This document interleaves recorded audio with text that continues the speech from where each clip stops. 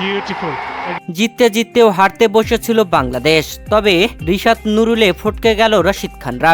আফগানিস্তানের বিপক্ষে এ কেমন জয় বাংলাদেশের? আইসিসির কাছে করো রিকোয়েস্ট। বাংলাদেশের খেলার দিন বাংলাদেশি সমর্থকদের প্রস্রাব করবার জন্য খেলা বিরতি রেখে সময় দেওয়া হোক। প্রিয় দর্শক, আফগানিস্তানের বিপক্ষে দুবাইয়ের শারজা মাঠে 3 ম্যাচের টি-20 সিরিজের প্রথম টি-20 ম্যাচে মাঠে নামে বাংলাদেশ। আর এই ম্যাচে টসে জিতে আফগানিস্তান নেয় ব্যাটিং।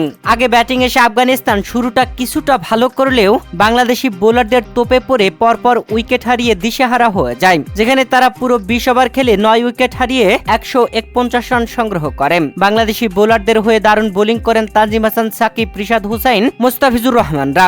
আফগানিস্তানের দেওয়া 152 রানের টার্গেটে ব্যাট করতে নেমে ওপেনিং জুটিতেই তাণ্ডব বাংলাদেশের। দুই ওপেনার পারভেজ হোসেন ইমন ও তানজিদ হাসান তামিম দুজনাই জুটিতে সেঞ্চুরি হাঁকিয়ে দেন। তানজিদ হাসান তামিম 41 রান করেন আর পারভেজ হোসেন ইমন করেন 54 রান। তবে বাংলাদেশ 109 রান পর্যন্ত কোনো উইকেট হারায়নি। দলীয় 12তম ওভারে প্রথম উইকেট হারায় বাংলাদেশ। পারভেজ হোসেন ইমন প্যাভিলিয়নে ফেরেন। এরপরে ব্যাটিংয়ে আসা সাইফ হাসান গোল্ডেন ডাকে প্যাভিলিয়নে ফেরেন। তারপরে আরেক ওপেনার তানজিদ হাসান তামিম প্যাভিলিয়নে ফেরেন 111 রানের মাথায়। পরপর উইকেট নিয়ে রাশিদ খানরা উল্লাসে মেতে ওঠেন। তবে জাকের আলী অনিক ও শামীম পাটোয়ারি বাংলাদেশকে ফেলে দিয়েছিল কঠিন বিপদে।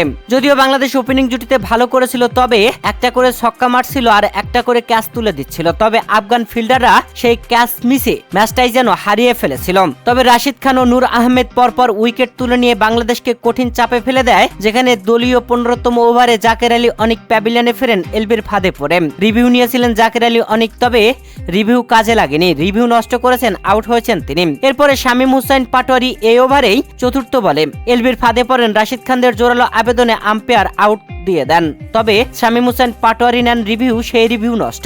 বাংলাদেশ রিভিউ শেষ করে ফেলে। তবে এরপরে 118 রানের মাথায় নূর আহমেদের বলে এলবির ফাঁদে পড়ে প্যাভিলিয়নে ফেরেন তানজিম হাসান সাকিব। যেটা সাকিব আউট হয়েছিলেন না, ব্যাটে লেগেছিল বল, তবে রিভিউ না থাকায় রিভিউ নিতে পারেননি তানজিম হাসান সাকিব। প্যাভিলিয়নে ফিরতে হয়। এরপরে রিশাদ হুসাইন ব্যাটিং আসেন। নুরুল হাসান সোহানের সাথে দারুণ জুটি করে বাংলাদেশের জয় নিশ্চিত করে নিয়েই মাঠ ছাড়েন, যেখানে বাংলাদেশের শেষ 12 বলে প্রয়োজন ছিল 16 রান। তবে দলীয় 19তম ওভারে বল করতে আসেন আজমাতুল্লাহ ওমরজাই, আর এই ওভারের 4 বলে 3টি বাউন্ডারি হাঁকিয়ে বাংলাদেশের জয় নিশ্চিত হয়ে যায়। নুরুল হাসান সোহান একটি ছক্কা ও একটি 4 মারেন। এরপরে সিঙ্গেল, তারপরে রিশাদ হুসাইন এসে 4-এর বাউন্ডারি মেরে বাংলাদেশের জয় নিশ্চিত করে নেন। বাংলাদেশি সমর্থকেরা কঠিন চাপে পড়ে গিয়েছে।